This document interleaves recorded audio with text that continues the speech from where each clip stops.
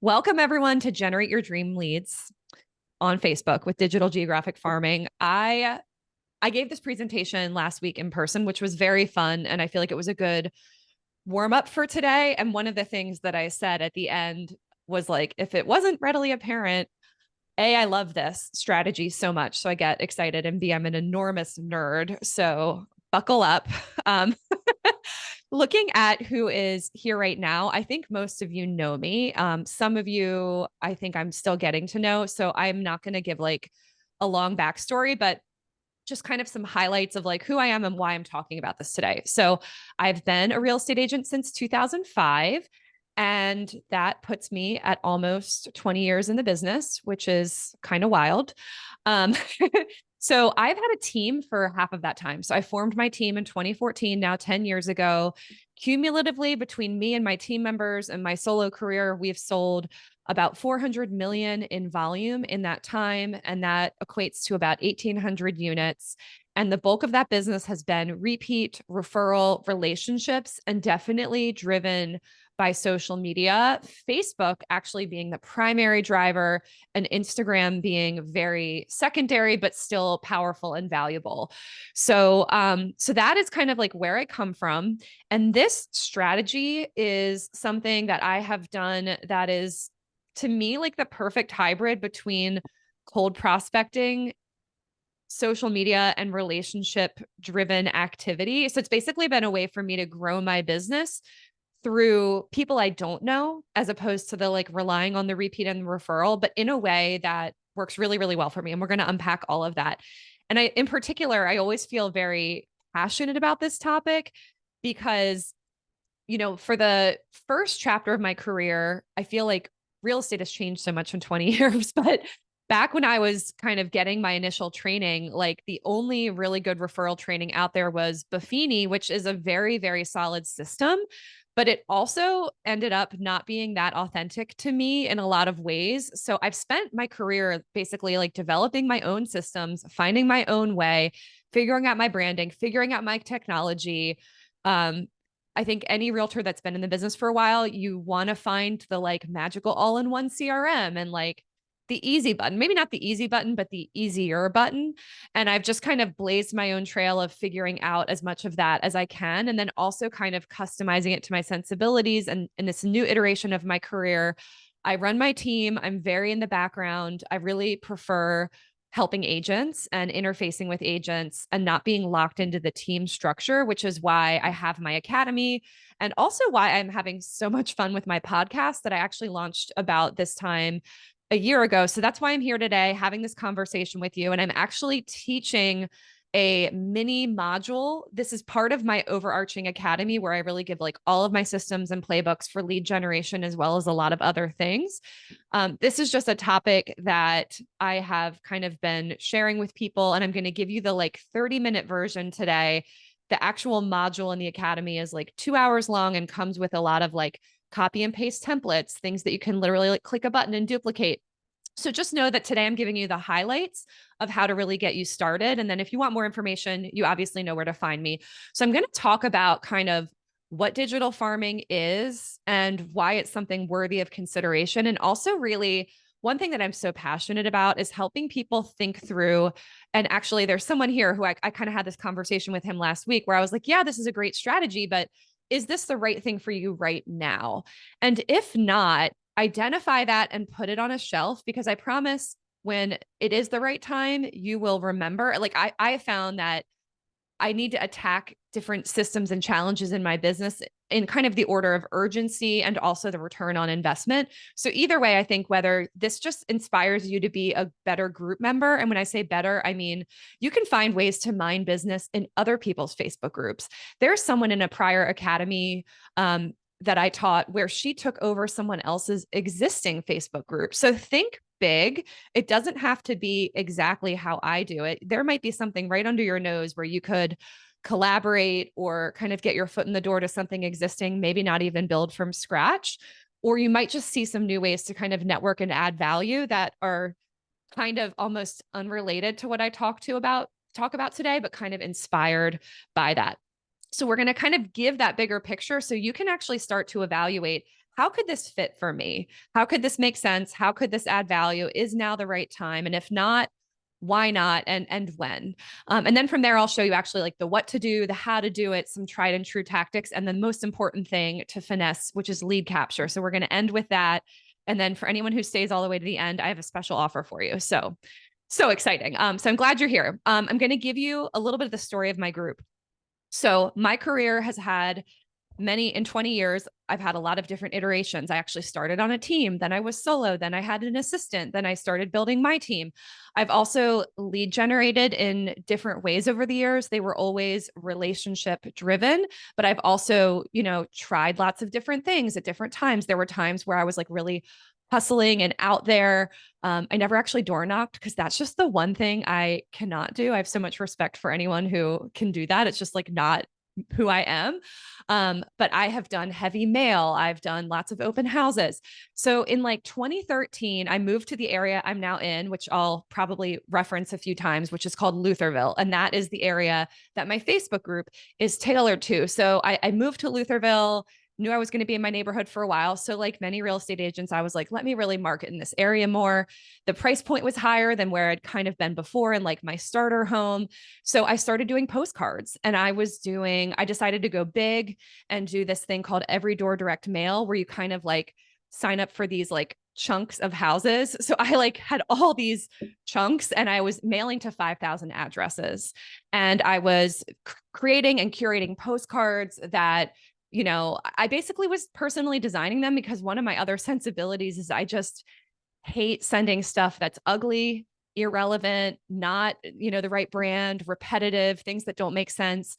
So I was personally curating my postcards to, just listed or just sold, or I'm having this event for the neighborhood. And that really, really works, that strategy. The problem with postcards is it can take 12 to 18 months to start to see a return. And then you really need to keep them going, because if you stop, it's not necessarily that like long tail. That's kind of the problem. I say that with air quotes because it's not a bad thing. The challenge with anything kind of prospecting or marketing based is when you stop doing it, it doesn't continue to bear fruit as much as like referral based systems. So that's where I feel like the Facebook group is kind of this happy medium. So I have postcard farmed. It definitely worked, but I didn't keep it going. In a way, it was almost like I committed the worst marketing crime. I think I did it for about 18 months. And right when it probably was really going to start to pay off more, I pivoted, I went into brokerage management, and then eventually I kind of came back to revisit it. So that's kind of where I started with this. But during that time, I launched a Facebook group for the Lutherville area, which is the group that I'm going to teach you about today. So in 2015, I started the group, and I just kind of dumped the couple hundred people who were already in my sphere or my neighborhood or my just like general like friend group that all lived in that area. And then it sat there from 2015 to 2020. And then what happened was the pandemic started, and people organically began finding and joining the group. And that got my attention because I actually, in 2020, the first thing that I did was I started a Facebook group for my past clients. And I have a podcast episode. So if that gets anyone's antenna up where you hear this today and you're like, you know what? I really want to focus on my clients first. That was the first thing that I did. And it was hugely successful. And it was successful because that was what I needed the most in 2020. Was I was coming out of a different phase in my business, and I wanted to reconnect with my database. And I used my group very purposefully to do that. And I really refined, my strategy, my content, and then the way that kind of all of that works. So from there, basically the pandemic started, and people just started organically joining my group because my group did have at least like the good basics. It had a proper title, it had the area. So people were just finding it and they were joining it. And then the group grew more and more, and then a little bit more. And then from there, I was suddenly like, you know what? There really might be something here. And then when I got my first lead from the group, that was when I was like, you know what? I really need to go ahead and like figure out how to duplicate that and make that happen over and over and over. So I am going to switch to my screen share here. So bear with me for a moment.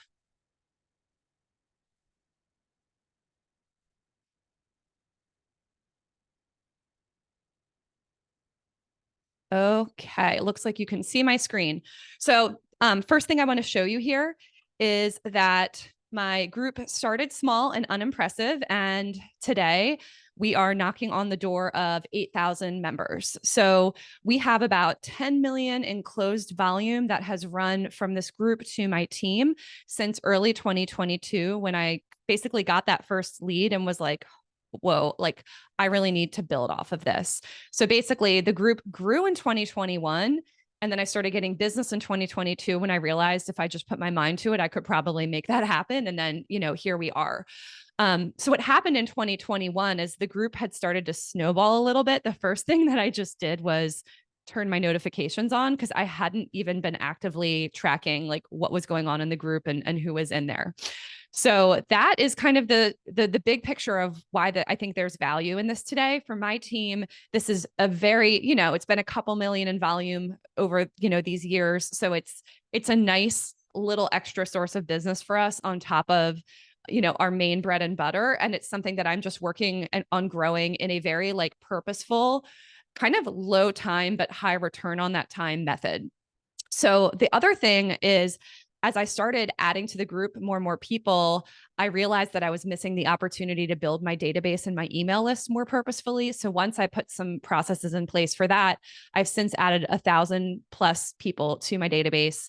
And I've spent basically $0 on this. I have spent maybe an average of $200 per year on giveaways. So that's it. So it's very simple. I think it's more just being very strategic about figuring out what people want and giving it to them, and then creating these loops where I can really grow my list. So a couple of things. I'm going to no, I'm going to switch tabs here. So benefits of a Facebook group, just to kind of get you guys thinking about all of the reasons why I feel like this is worth considering. The first thing, which isn't even on this bulleted list, is I'm a Facebook native. I've been using Facebook for as long as you could get a Facebook account with like a college email address. And I think it's really easy to forget that Facebook is a great business source, because there are other platforms that are a lot newer. And I think in our industry, in particular, like Instagram and TikTok, there's a lot of focus on growing there and the like allure of going viral, which in reality is not easy. So I realized like Facebook is like the low hanging fruit. It is not like sexy or cool, but it is so effective. And if you were just going to kind of like boil down how I manage a lot of the things in my business, it's like I've learned after sometimes chasing the wrong things that all that really matters is what's effective. And it may not show up in vanity metrics like my ranking in the, the area I'm in, or even like how many signs you see around town, but like what I'm profiting, what my hourly rate is, what the quality of my life is. And I feel like this strategy, that's part of why I feel so passionate about it, is it's like it really underpins making my business work for me in the simplest and most flexible and least time and energy intensive way possible. So that's just kind of like a high level thought of like, if you've been ignoring Facebook, but you like it and you have a bit of a presence there and you enjoy being there, maybe this is like an opportunity to just shift your energy a little bit. Otherwise, it's free. And we're in this era of commission compression with whatever is going to be happening with the, ongoing fallout of these lawsuits. So I think looking at how can we generate seller leads with purpose, which is a huge part of why I love this strategy. How can I do things that cost less, or how can I add something to my business without adding more expense and overhead and people and all of that? That's another reason I would look at this. And then beyond that, I just love groups because they have such a vibe of community and giving and helping each other.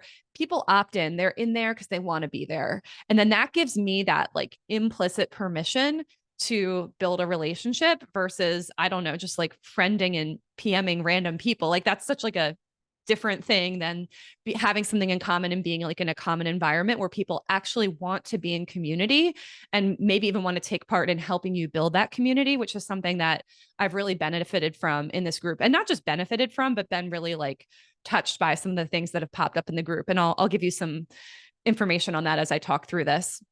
And I just want to say, I don't know if anyone here admins a Facebook group, but if you don't have admin privileges, you might not realize that the person who owns the Facebook group or has the highest admin power versus being a moderator, I can see every post that goes up, mine or someone else's, exactly how many views it got.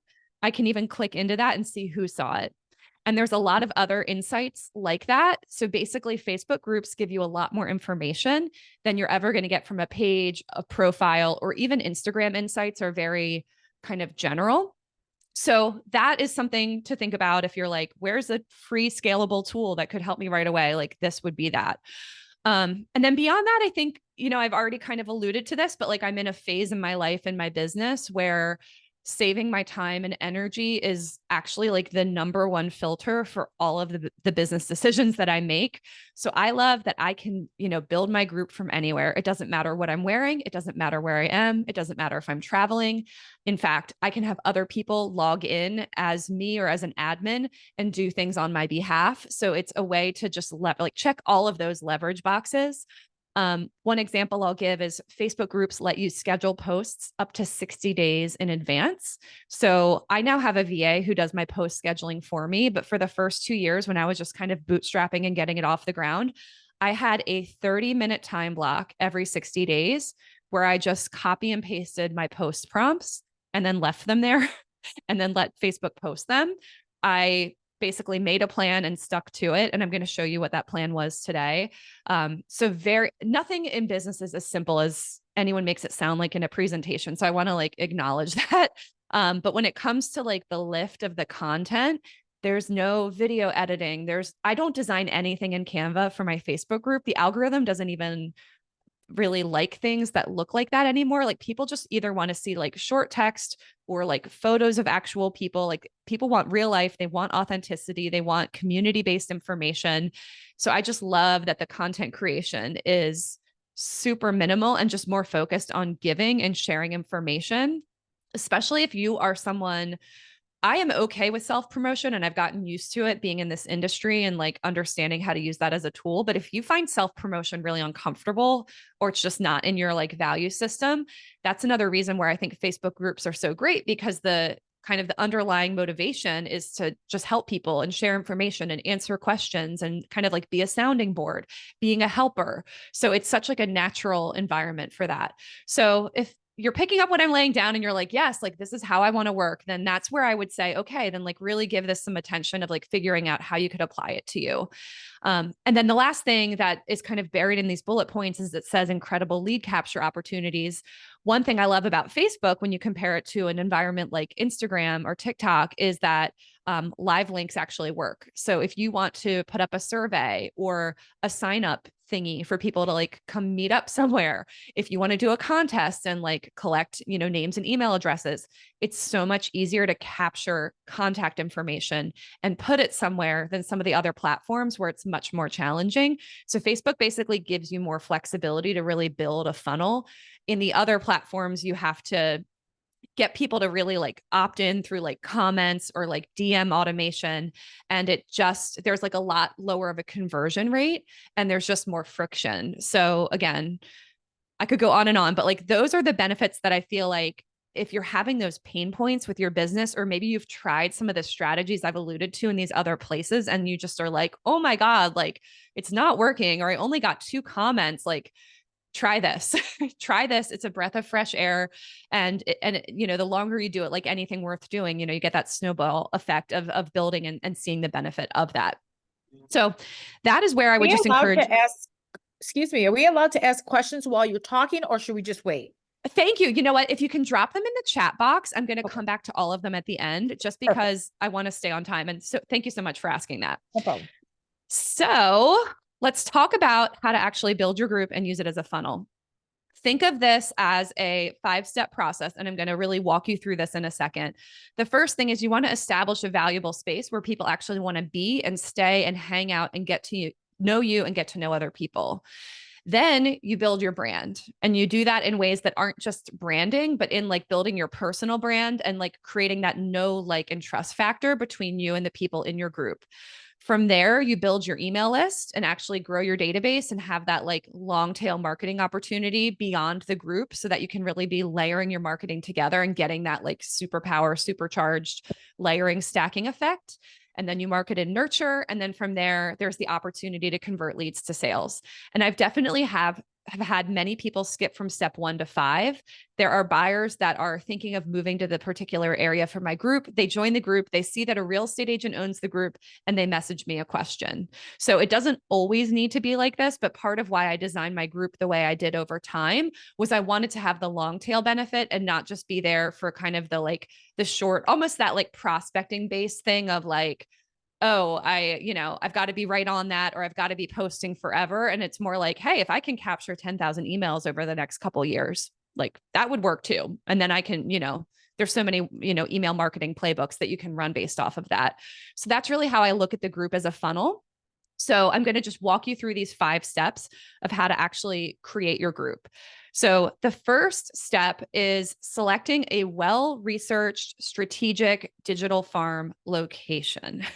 So basically it's like, where do you want to farm? And are you farming right now? And if so, evaluate how well it's working. And do you want to just go harder with that and layer this in? I've even had someone that I was coaching just drop her postcards and adopt this strategy instead. So if you are farming, you kind of want to look at the how's it going and what do I want to amend? And if you aren't farming, it's like, okay, great. Well, where do you want to be?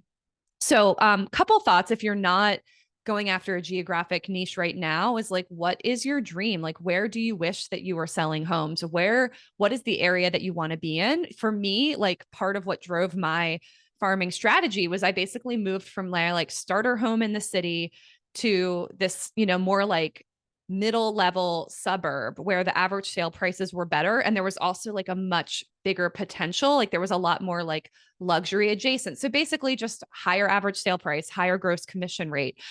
So those were the kinds of things that really motivated me to put the time and energy into this. So it's like, do you want to be working in your neighborhood? Do you want to be closer to your house? That was also part of it of just like, as little drive time as humanly possible, like also became very important to me as my career progressed. Is it, do you want to build a luxury niche? Do you want to, just work in a certain price point? Or maybe even like, do you want to be so strategic where it might not be the area that's like the number one area that would maybe like look the best, but an area that's like dense and has a very high turnover rate, because the higher the turnover rate, the more listings there are to mine from that area. For example, like areas with townhomes that are very dense, they tend to be a lot more homes turning over. And I say a lot more kind of laughingly, because we all know that we're just in this like low inventory climate, but still, relatively speaking, townhomes tend to have a better turnover rate than single family homes where people might buy and hold for longer periods of time. So you want to start by just like figuring out what is it that you want and how can this fit into that strategy. And then from there, do a little bit of research. And I definitely recommend just looking at what turnover rates are. So, in our MLS, you can just draw a map and see how many homes are in an area. And then you can take that same map and look at how many homes sold in 2023, in 2022, and in 2021. And I would kind of do, the last couple years as like your benchmark. And then you get a percentage of how many homes sell in that area per year. So that's a turnover rate. I will say that the gold standard for farming used to be looking for a turnover rate of 5% or more. Even in like 2015, when I was doing these numbers, that was a tough bar to reach inventory wise. So you may not find any areas with a 5% turnover rate, but what might be wise is if you have your thought, on maybe a couple different options, just compare, see what the days on market are, see if there's a dominant agent. And I wouldn't let that stop you, but I think it's good to just kind of do that market research and be like, who's really active in this area if you don't already know from tracking it closely, and what are the rates?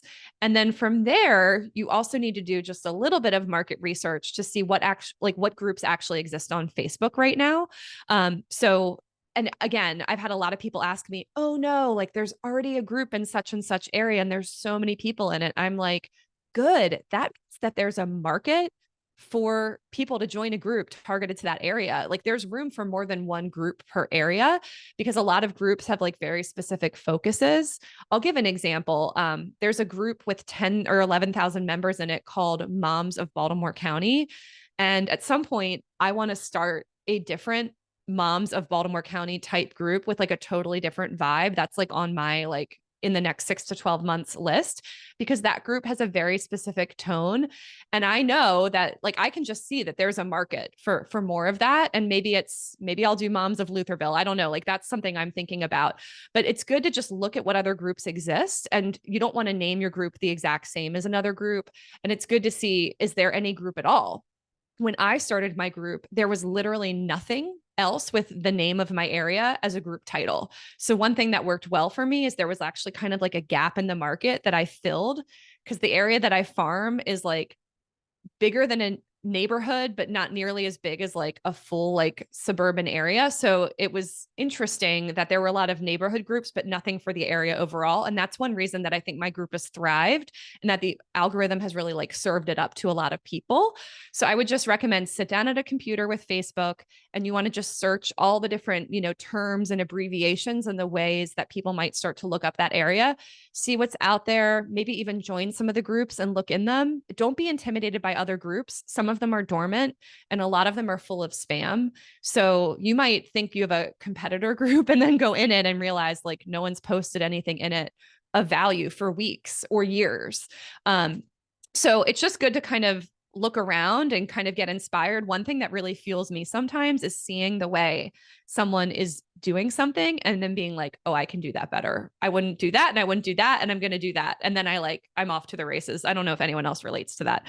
So I think market research is like a very unsexy thing to recommend, but it's a very valuable use of your time. I would say dedicate 30 to 60 minutes to kind of doing like check the turnover rate, look around on Facebook, make some notes to self of what you want to do, and then decide on your area and move forward. So you make the decision and then you need to actually build your group, which is step 2. So the most important thing with your group, creating it, is naming it with a search engine optimized title, because you want people putting something in their little Facebook search bar that is actually going to serve them the group. So some examples here, you might want to use the word Baltimore, but I wouldn't recommend an abbreviation like Be More, or a lot of people use the term like DMV, which like the whatever, like it's just, I don't want to get too into the weeds here, but you want to use terms that people really use to search. Another thing is, I think a lot of us real estate agents think in zip codes, but most regular humans don't think like I live in, such and such zip code. So just think about the name and make sure that it's search engine optimized. And if you're not sure, run it by, someone you trust and just kind of get their take. Whenever I'm kind of about to embark on like a whole thing like this, it's always a good idea to have someone to chat with and be like, what do you think about this? What do you think about that? The other thing is the way you name your group is an important aspect. So there are a couple different ways you can name you can name your group whatever you want. But I've gone with the naming convention of living in and then my area, Lutherville. I like that because it speaks to people who already live there or who want to live there. So I just think it works and it's short, it's self-explanatory. I also know of agents that have had a lot of success with the moving to area name type of group. The only thing that I'm not as big on is anything that speaks more to buyers than people who live there. That would be sellers. Although I think a lot of people would probably ultimately join a moving to group. There are also groups with the name like I Heart or I Love in the area name. I think that's also a great idea. But if you just want the like, what should I do answer, I would just say do living in and then fill in the blank of whatever your city is going to be and then go from there. There are other things you want to do to set your group up properly. Like you want to have a cover photo, you want to have a group description, you want to set up some rules of the road. That's all kind of stuff that I dive in a little bit deeper in the academy. But there is going to be a playbook that I'm going to send out with tomorrow's playback that kind of walks you through that. So you kind of just want to set the group up and have it filled out all the way so that if someone surfs onto it, it looks like a place where there might actually be something for them to get, even if you don't have a lot of posts in there yet. And then the biggest question I get after people take this content is they're like, how do I grow my group? My group is stagnant. And I'm like, okay, well, have you done anything consistent? Do you have a plan? So that's one of the things that was kind of a hole in the way I taught this class previously. So one of the things that I've created more of a process around to help people think through this is like, I'm like, how have I grown my group and how has it worked? So number one, when you have the title right, that does so much of the heavy lifting with the algorithm. Also, there's a way to add a location to your group. And then that Facebook then offers that group to people who are in that same like city or town as like their current residents on their profile. So that is a super important micro step to just have the algorithm working for you. Beyond that, if you were launching your group tomorrow and you're like, my group's ready, I gave it a good title, it's ready to go, what should I do?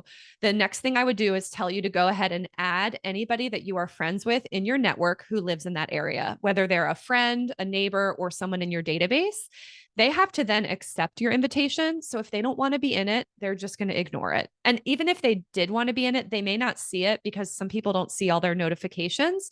So also don't take it personally, but you just need to add people and get some people in the group.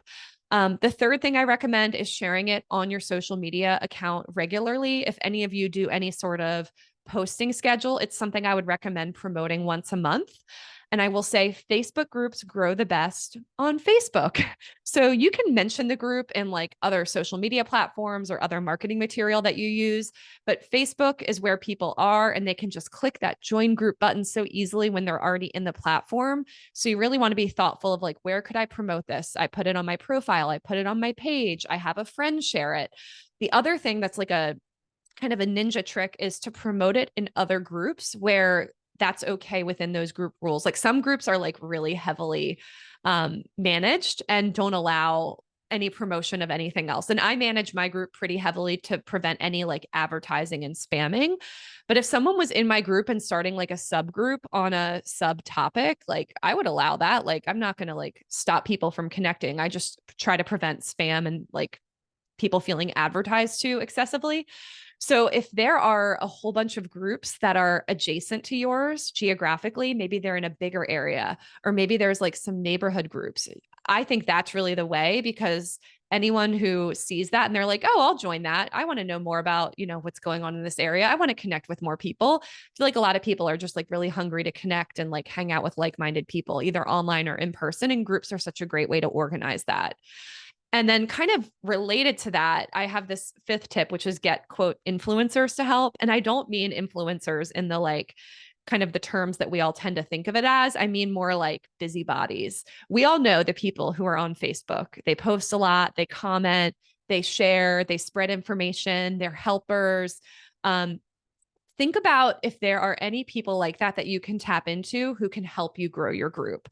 So that could be clients or neighbors that meet kind of the busybody criteria. Or is there a vendor in your network that is like-minded and uses Facebook and also has like similar geographic connections? Could they help you grow the group? Could it be something that you do together? So if you have a lender, someone in title, insurance, I think is a really great specific niche. I actually have my insurance contact. His wife is very active on Facebook. She makes sure I get tagged in anytime people ask in that group for the best realtor, because sometimes people still ask for a realtor recommendation in my own group, which is fine. I just get a ton of tags and it tends to like solidify the whole thing. So it really helps to have your advocates in there. And it helps if there are people who are just innately going to do that. But even if you get in their ear and if you're just like, hey, it would really help me if you could try and add some of your friends and neighbors. Are you up for that? So definitely enlist help, and that'll really help you just kind of get past your own network. And then once your group kind of has some growth, Facebook is definitely going to start like inviting people to be part of it. Other things is I do recommend having regular scheduled posts in your group.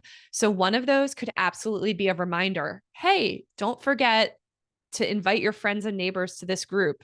Share it today and like give a link or give them like a call to action. That's something you could just put up once a month and let people add organically. And just all of this is definitely like just like a building process, and it doesn't happen overnight, but it definitely works if you just stay consistent. You can even incentivize people to make invitations. You could say, hey, everyone who invites a friend or neighbor to this group by Friday gets entered to win a blank. Drop a comment if you invited somebody. The Starbucks gift card is always my go-to, but what really works in these community groups is giveaways that have to do with local businesses. So local restaurant, local retail shop, local bar, any beloved spot that like everybody knows and everybody loves. People are always like, oh, heck yeah, I'd love a gift card to, get a free dinner there or a free ice cream cone. Like it does not need to be expensive. And I'll give you a good example of that too. So those are my best tips for helping you grow the group. And then kind of simultaneous with that, after you get like your initial additions and you've, kind of basically gotten like your starting crew into the group, however big it is, don't judge it. My group started off really small. I'm sure, I say there were 200 people in it, but at first there was one. It was like me and my team members, and then eventually my mom, and then, my clients and, some of my friends. And then it grows from there. Like, so that's just like, remember, we all have humble beginnings. So like, don't give up if it doesn't take off right away. Um, and then, the most important thing right then and there also is to start to expand your brand and create value and create connection. So it is important to have your brand woven through your group, but it's also really important to build rapport and start to, basically create relationships with people and let them know who you are and kind of what you stand for, what you value. I think one reason I've been very successful in my group is the people, not everyone in the group knows who I am, but anyone who's very engaged and has been there for a while, like they know exactly who I am. If I ran into someone at my son's preschool and she was like, I love that group. Like, thank you so much. And there was like a whole backstory with some like exchange she'd had with someone, all because of the group. So it's like, the crazy thing about social media is you can make so much invisible impact on people. And the only way you find out is those like kind of 5% of the time where they refer you or you run into them on the street. But there's like so much more going on that you never see. So it's also a little bit of like an act of faith of just like coming from that place. So that's where I come from. And I feel strongly like the best marketing doesn't feel like marketing. And especially in Facebook groups, like people are there to give, we're there to help each other. So from that place, kind of people are like, all right, well, then what should the content be? So kind of the thought processes behind are number one, again, focusing on giving, helping people, just replying to posts when people ask questions, showing some love in the comments, tagging on and saying, me too. That's where I went too. Or have you thought about this? Or I saw you already got 3, referrals to mow your lawn, but here's a backup. Like that was the first thing I did was I just started being present in the group. And then I started starting conversations and I found that I wasn't very consistent unless I had like a game plan. And that's where my post prompts come from. And I'll show you that in a second. And then I was like, oh man, I need to make sure I'm branding enough that people can't miss who I am and what I do, but also like, it's never my thing to really shove it down people's throat. So the first thing I did was kind of figure out my content. The number one pillar, and the reason it's number one here is because it works the best, is crowdsourcing. One of the main reasons we all love Facebook is you can put a post up. I asked the other day, I'm having trouble with my bank, and I got like 100 comments telling me where to bank and people's very passionate feelings about why I should change banks and where I should go. My Geographic Facebook group is exactly the same. So the comments go crazy when people ask for anything. The best restaurant, the who to mow your lawn. I'll show you some examples for that. So one of the things I started to do was actually curate crowdsourcing. And then I've done that so much that now it just happens organically, especially because of the size of the group. The second thing I instituted was Small Business Saturday. So I just picked this kind of arbitrarily. The third Saturday of every month is the one day a month where people can promote themselves, their business, their friend's business.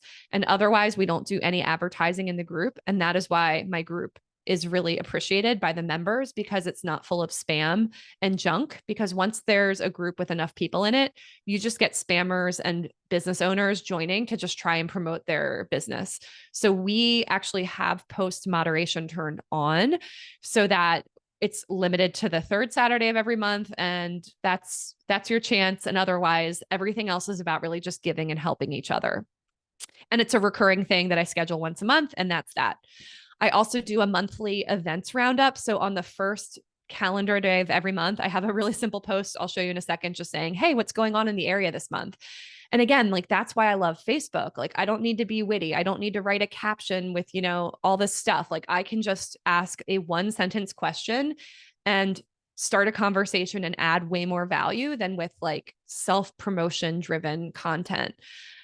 Trade Tuesday is the thing that if you were to ask me, like, I want to start a group and I only want 2 content pillars, what should I do? I would say curate crowdsourcing and respond to everything and do Trade Tuesday. So what I did was, it was the beginning of 2022. My group had started to take off and I was like, I need to get some consistent content going. What can I do that could be every single week and that I could do for a long time without it getting old? And then I was like, oh, I'm going to ask people for a different contractor trade every single week until I run out of trades or get sick of it. So for 6 months, every week, I put up a post that said, who is your favorite blank contractor, house cleaner, house painter, lawn care? Drop it in the comments and let me know. And those posts got so many comments. And then every single post, that was the only thing I do that's like really like Canva branded. I made like a Trade Tuesday post in my colors with my font, with my logo on it. And then it says like living in Lutherville, Trade Tuesday. And that went up every week for 6 months. And then at the end, I was like, that's enough. I'm going to take a break. And then I collated all of those posts into this like mega guide. I'll show you a screenshot in a second. People look through that all the time. Like if you join my group and actually look around, you can't really miss like who I am and like my brand. So that is something that worked really well. We've also had a lot take off like with events and meetups. I had like a meetup with parents in the park. We have these like chats that have birthed off of the group, which is like a whole bonus function that I'm adding into my like new module in the academy.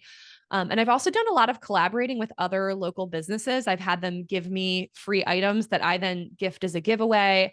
I've had them create content. One of the business owners in my group is in the middle of planning a huge like meetup for all, like they're basically going to do like a summer market and have a bunch of businesses from the area and then invite the whole group to come and just like, you know, go to tables and buy stuff and like meet neighbors. He's planning it all. And I told him, I was like, I'll promote it. Just you plan it and do it all. And then I'll promote it a ton in the group and make sure a lot of people come. So that's how I've created connection. It's very not advertising based. It's just me kind of being like the mayor of the group and of the area. So I have a couple screenshots here. I just want to show you guys, and then we'll round the corner here and finish up. I just want to show you kind of some behind the scenes of the group. So this post from Christy, you can see 85 comments. This is the like little subgroup that started. She asked if anyone wanted to meet up and be a fitness buddy. And she had like 80 people say yes inside this group. And now there are all these people working out together because of this group. Like that was one of the things where I was like, how cool is that? Like, I don't take credit for that, but I take credit for like creating an environment where that was possible and like being the leader of that. So like that's something that is just like brings me a lot of joy, but also like it created a lot of engagement in the group. So thank you to Christy for that. The other thing I want to show is seeing the reach. This person asking for a seasonal lawnmower, you can see like I could have clicked into this 1.3K post reach and seen exactly who looked at the post, which is pretty wild. So you can look in your group and see the best performing content and then nurture and create more of it. So that's just kind of like a tip on the crowdsourcing front. And then I wanted to show you guys, these are for the branding for Small Business Saturday. It's the same image and the same verbiage every single month. And same thing for the events. I just ask people to comment with the events. And then these are kind of pinned as like a saved post at the top of the group so people can easily find them. So that's where I've gotten my branding a little bit more dialed in. And then this is just a visual of what Trade Tuesday looks like. So I had this verbiage where I said, today we were looking for your favorite. And then every week I put in a different trade, and you can see a lot of them here. So I basically put them all together in this feature called a guide. And then people can kind of page through and you can just see like the branding is there just as sort of a summation. By the way, this screenshot is from 2 years ago, or not even a year and a half ago, when we only had 4,000 members. We're now, the group has doubled since then. And I don't want to say done nothing because I've managed it, but I have put zero energy into personally growing the group and it's doubled. So it's just like a game of getting to a critical mass and then doing a good job of like delivering value and creating community. The other thing that's important is, like I said, branding yourself in the group so that people know you're the owner and they know how to find you is really, really helpful. So you can make your business page the owner of the group. You can do branded kind of material on all of your repetitive posts. I just don't do it all the time because I don't want people to feel advertised to. Like I take a very like intentional touch with that. But I do make sure, as opposed to advertising, what I think is more important is having findable and clickable contact information and calls to action in all the possible places. And that's where the rest of this does your heavy lifting with that. There's an about section in your group. There's a welcome post people get right when they join. You can have it in the group rules. You can have your information pinned to, a special post that's saved at the top. You could do a monthly market update of what home values are doing. There's even an AI assistant that will help manage your Facebook group. Some of it, I don't love how it works, but it does this weekly post where it automatically tags and welcomes everyone who joined the group in the last 7 days. It does it for me, but it uses a prompt that I wrote that literally says, I am a local real estate agent. If you have real estate needs or questions, call me here, visit my website here, and something else. So like that's there every single week. So you just can't miss it if you're paying any attention to my group. You can also do lead capture by having group entry questions where people join the group, and it's up to you whether they like how you handle this. I let people in the group period because there are other ways to get their email address later. But up front, I've had times where I've asked them for their email address. Currently, I have my group entry question just asking if they have a need to buy or sell a home in the near future. If they do, my VA, I used to do this myself. My VA sends them a private message and starts a conversation and nurtures them to the point of a phone call. So that is one of the main ways that I have found leads as they're joining the group and then converted them, at least those who aren't already, like completely committed to an agent.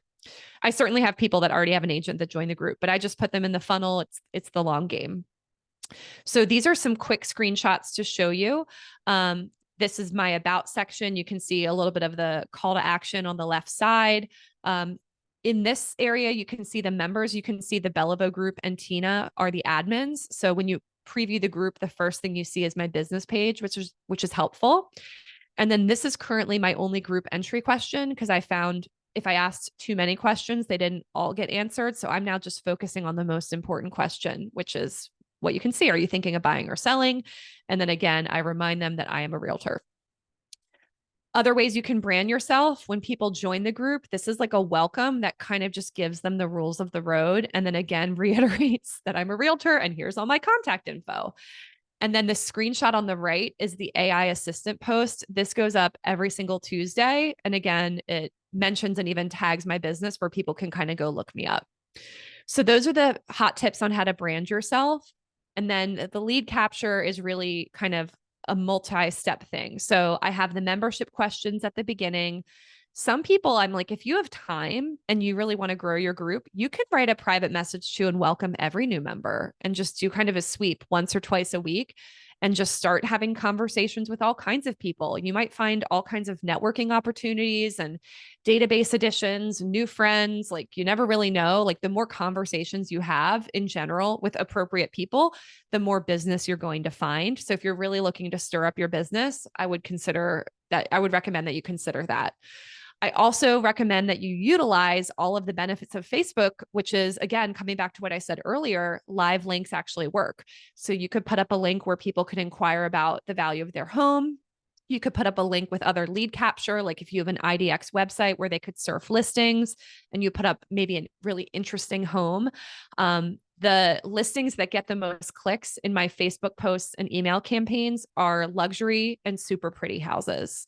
And then also deals. Everyone wants a deal. So you could do, an interesting house of the month, luxury house of the month, deal of the month. I don't go super hard on that again, because I'm really more focused on kind of being anti-advertising and just being that like trusted person, but there's really no wrong way to go about it. I think the more ways you have to collect contact info and build your list, the better. But the best way to capture and convert leads, in my experience, is contests. So I'm going to end with this today and show you our best contest. As my group started growing and growing, I started celebrating milestones when we exceeded 1,000 members, 2,000 members, 3,000 members. So let me just show you one of my best contests, which if you are a Maryland person, Maryland people love crabs. So when we hit 5,000 members, I decided it was the right time of year to do crabs. And the first thing that I did was I actually crowdsourced in the group and said, we're going to do a giveaway. We're going to do crabs. Where do you guys want your crabs from? And that, again, back to the crowdsourcing, tons of comments. People are very fiery about who has the best crabs. I went through the comments and I picked out the one that clearly stood out. And that's who I picked. Then I called them and just arranged I just found out how much it would be to do like enough crabs where someone would feel like entering the contest. I bet that I could have asked for them to donate. I didn't even bother because I don't always spend time trying to get things kind of like sponsored or gifted in kind. But I think if you're on a budget and you don't want to pay for things yourself, get a partner, get a vendor to help, call the business, find businesses who want to give stuff away. You can totally zero cost this thing. The thing that really works with contests, though, is you want to pick something that people really want. And it's not always something that's expensive. When we hit 4,000 members right before this giveaway, a Kava restaurant had just opened up in Timonium in the area of my group. And I was like, all right, 4,000, I'm going with four. So I just did $40 to Kava. So many, hundreds of people entered that contest. It was not high value. People were just excited about this new restaurant and all wanted to go there. We just had a cookie shop open, Crumble. If anyone loves those amazing, big, juicy Crumble cookies, we're about to do a giveaway for that. And I know people in the group are excited about it because they've been posting. So the key to the giveaway is to spend 5 extra minutes just thinking and picking something that people want. And then that's your leverage. People will go ahead and enter. Urgency is your best friend. I never give a long window for a giveaway. Post it on Monday. You got to enter by Thursday. I'm picking the winner Friday. People tend to either click and enter or they're not interested. So I tend to post, do a reminder 2 days later, do a last minute reminder. And then I always draw the winner on a live video in the group. That's one of my like higher touch ways to be very present on the group. From this giveaway, we got 240 database additions, 8 leads, and 1 listing that we literally took within a few calendar days of closing out the contest. So you may need to grow your group a little bit to get results like this. You may need to kind of experiment and figure out your process, but it absolutely works. So I think we're about to go to Q&A. I have not been looking at the chat box because I've got the screen share opening. So if you have questions, I'm going to go through those and add to that.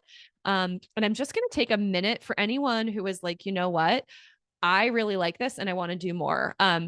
There's going to be a recap email tomorrow for all of you who registered. So you're automatically going to get this. I'll send you these slides and then a 20-page workbook. And you can take that workbook and really start growing your group right now. And if you want to talk on Instagram, follow me there. That's a great place for me to kind of chat with you and just have a conversation. And then I also want to thank all of you who came here by saying, if you're interested in taking this to a whole nother level and you really want me to walk alongside of you while implementing this kind of strategy along with a lot of others, you should really look into High Performance Agent Academy.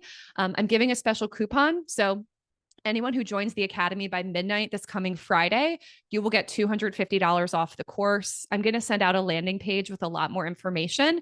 But I think the thing I just want to say is that I designed the Academy for agents like me. So if you don't appreciate slow progress and you're either having issues with your lead flow or you really want to take it to another level, if you know that your systems are a mess and you're ready to deal with it, if you know that you could be a stronger database agent if you just put your mind to it and you really want to have a breakthrough in your business, that's really what the Academy is for.